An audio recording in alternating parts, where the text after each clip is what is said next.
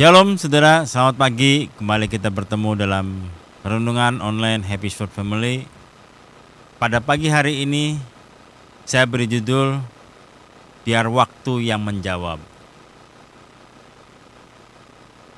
Kalimat seperti ini, biar waktu yang menjawab, seringkali kita dengar lewat obrolan kita sehari-hari. Begitu juga saya, pada saat saya tercetus hal seperti ini, itu terjadi pada saat kami sedang berbicara soal pelayanan dengan saudara Martin, dan tercetuslah kalimat ini. Pada saat pembicaraan itu kami membicarakan soal bagaimana pelayanan ini itu, dan akhirnya kita menyangkut masalah membicarakan soal pertobatan orang. Seseorang yang bertobat seharusnya orang itu berubah, baik perilaku, sikap, dan terlebih pandangan imannya. Dan untuk melihat perubahan itu, seseorang harus dia harus melakukan secara terus-menerus, yang akhirnya orang lain bisa percaya bahwa orang itu bertobat. Tetapi seringkali yang terjadi dalam komunitas kita khususnya, pertobatan seseorang itu mereka tidak pernah lihat, mereka hanya menjudge, mereka hanya menghakimi bahwa ya dia masih tetap seperti itu, tanpa melihat ada perubahan yang terjadi pada orang tersebut. Tapi satu hal yang waktu itu kami bicarakan adalah bagaimana mungkin seseorang bisa percaya kita itu berubah kalau dia tidak pernah melihat, dia tidak pernah masuk dalam kehidupan orang tersebut. Dan untuk masuk ke dalam kehidupan orang tersebut, salah satu caranya adalah seharusnya harus ada komunikasi, harus ada interaksi. Misalnya saya dengan si A, bahwa si A itu sudah bertobat atau tidak, saya bisa tahu kalau saya bisa berkomunikasi dengan dia, saya masuk dalam kehidupan dia, saya berinteraksi dengan dia, sehingga saya bisa, oh iya, memang cara pandang dia, si A ini sudah berubah. Tetapi jika seseorang itu tidak pernah masuk, kita cenderung menganggap bahwa itu nggak akan berubah. Ada satu hal yang akan membuat orang lain akan percaya sebuah pertobatan itu benar-benar sungguh-sungguh atau hanya suam-suam kuku.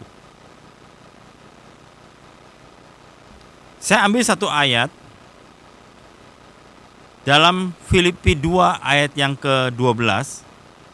Hai saudara-saudaraku yang kekasih, kamu senantiasa taat, karena itu tetaplah kerjakan keselamatanmu dengan takut dan gentar.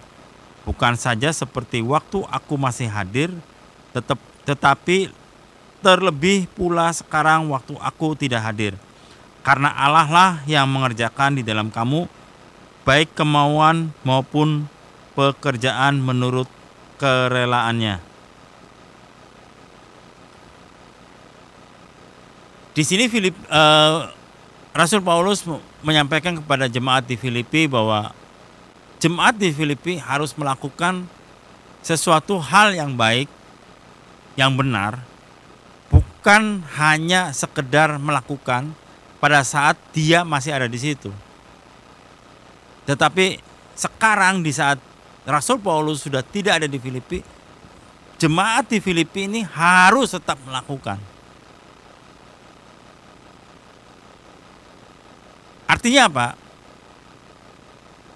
Bagaimana si Rasul Paulus akan tahu bahwa jemaat di Filipi itu melakukan, atau bagaimana kalau tadi seperti yang tadi saya sampaikan, saya tahu bahwa si A ini sungguh-sungguh bertobat, adalah waktu yang akan memperlihatkan bahwa pertobatan si A ini sungguh-sungguh atau tidak.